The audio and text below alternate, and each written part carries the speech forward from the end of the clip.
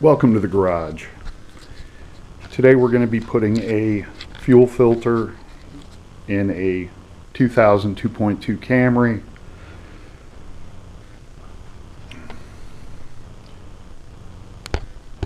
See, the fuel filter is down kind of below the air box. You can kind of see it, the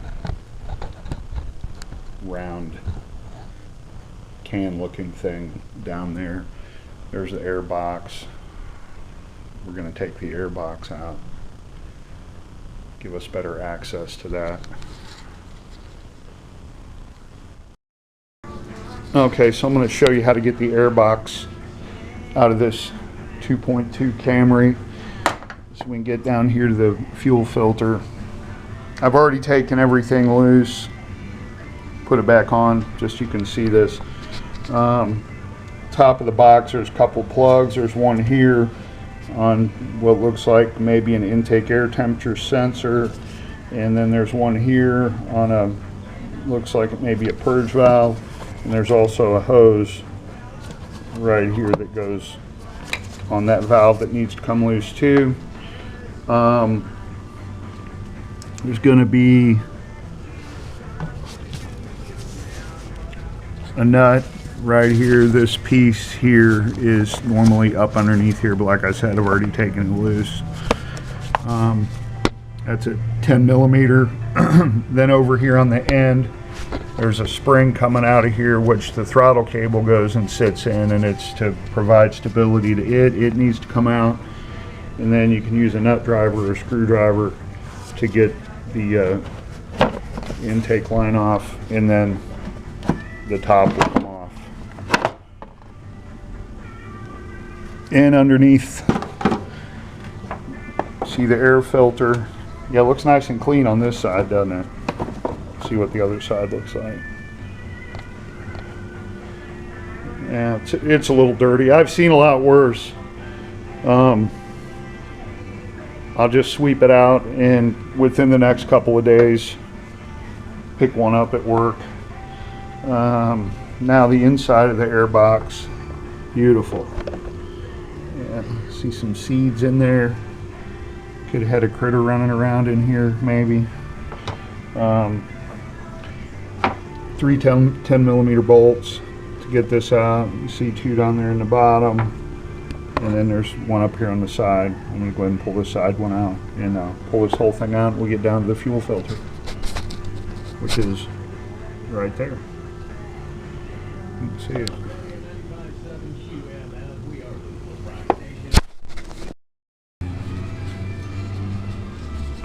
Okay, so the bottom of the air box is here. I'm going to go ahead and take it out because it needs cleaned. I'm going to empty all that junk out of there. It's gotten sucked in over the last probably, looks like longer than a year that it's been cleaned out.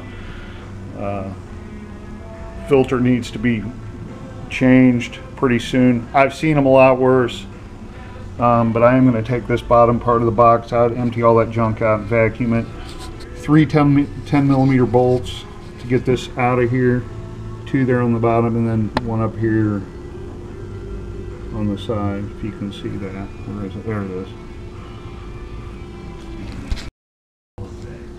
Okay, we got the lower half of the air box out. Like I said, I'm going to take it and dump that in the trash and maybe get in there with a brush and vacuum it out really good, just to make sure. Now that we've got it out of the way, there's the fuel filter right there, and you can see the banjo bolt on the top of it. The line goes in, and then there's another one on the bottom, which we should be able to get to since I took the air box out. I've seen some videos where somebody jacked the car up and got up underneath to do that, and you just pull the lower air box out. It's relatively easy to do. I'd rather do that than jack the car up, and then we get plenty of room here, so you can get in there and see the whole filter. Shouldn't have any problem getting up underneath there. Just need to find a line wrench.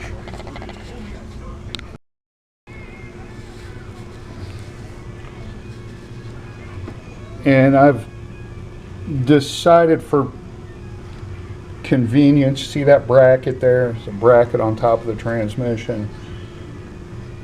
I'm going to go ahead and take it out. It's just 2 bolts. I've already taken them out. I just want you to see what it looks like in. To make it easier to get down to that, I'm going to go ahead and pull this out. And there you can see how much better it is now. You can see the whole filter now.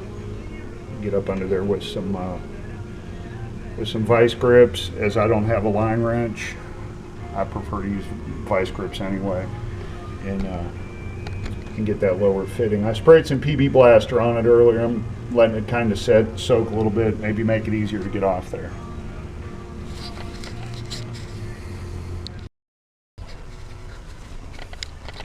Okay, I'm gonna show you how I got the lower line loose, and it's kind of tricky. You got to be careful. You don't want to twist the fuel line. You could break it depending on the condition. These nuts on the bottom of this filter are generally pretty rusty. Like I said, I did spray it a little bit ago, let it set, put some PB Blaster on it. Good stuff. Use it often. I didn't have a line wrench. 9/16 line wrench is what I needed, and they can be kind of flaky from time to time anyway. Anything like this, I prefer to use vice grips on anyway. So let's see if we can get on the other side here. And there you can see the vice grips. I put on the 9/16 nut, which I believe is also a metric. I can't remember what it is, but it was a little more snug fit, so I just went with a 9/16 initially for the sizing and to size the vice grips before I had to get them down there. It's much easier to size them before you go down there, especially if you're working tight like this. And then the upper one's a 19 millimeter. So I've got the 19 hooked to that. And then down under there, I got the vice grips hooked on to the other one. And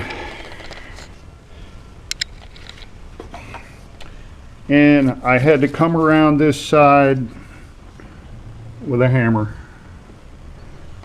You see where we are there? And I had to come around this side with a hammer and kind of tap on those vice grips, get that thing broke loose. I had to tap a little harder than that, but that's generally how you do it. The only area you can use is in the backs. It's just too tight up here. There's no room to swing the hammer up here. So I did get that thing busted loose, and we'll go ahead and get it out of there and take a look at it. Okay, the old filter's been removed. See that top line there is a line that goes to the engine. The line down below it's the one that goes to the tank. The top line there has a banjo bolt, which is right there. You see those in brake lines, anything that has fluid going through it, and a couple of brass washers here, which we're going to be replacing because they are used once and that's it. Discard. I don't even keep those. I keep a lot of stuff too.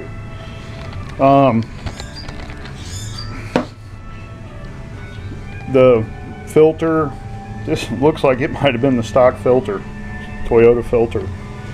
195,000 miles on it, so I think it was probably time.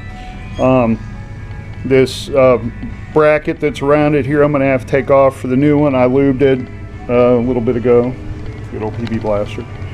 And there's two 10mm bolts that hold this thing on to the frame there, and they were real easy to take off. This one's a little rusted, so I lubed it up and we'll take it off, put it on the new one, and get rolling with that here in a few. Oh, there's the gas that came off the back side. Don't know how well you can see it. It's got a little muddy texture to it, which you know, you run that much gas through a car, you're going to get some particulate matter in there. But yeah, that's why you should probably, I think they recommend these things being changed actually every like 50,000 miles. I don't know, this may have been changed. They may have had the dealer change it. It really could have been a lot worse. Some of the videos I watched, I've seen them a lot worse. So we'll get to getting the new one put on here. Okay, I took the bracket off the old filter, put it on the new filter there.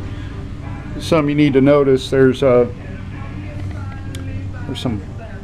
notches in the bracket there that fit these raised areas on the filter. It kind of idiot proofs it so this bracket goes on there in the correct manner. And so there's the new filter with the bracket on it, and then we'll hook this back up, attach the lines to it, and hopefully she'll start up. Okay, the new fuel filter's in place. Banjo bolt up top tightened. I used the 2 new copper washers.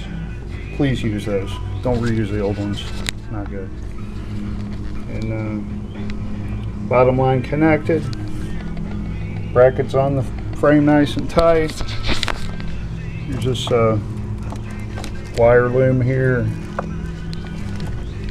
which hooks into there. Kind of keep those from going anywhere. Gotta do that.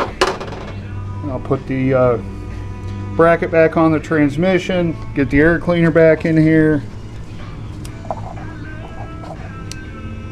get all these plugs hooked back up to the various devices on the air cleaner, and then hopefully she'll start. We'll see. Okay, I got the lower half of the box swept out, put back in there, grab the air filter, which is somewhat dirty. I've seen worse. I'm putting it back in there. I go to work later. I'll pick one up at work, make that right. And we'll get the top half. But you notice the difference? It's all nice and clean. It's on the good side of the air filter, the back side. And I'm going to plug him back in there, connect the plugs back up, connect the hose, and should be ready to start, hopefully. Okay, I've got everything back together.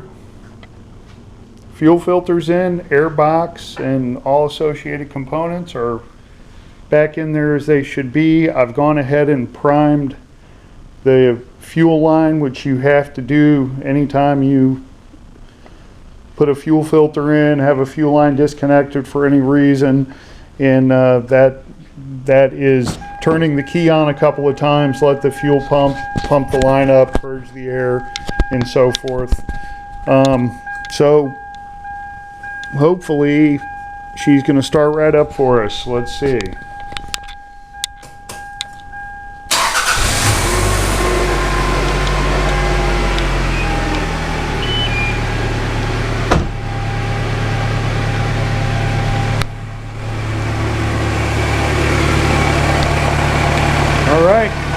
There you have it.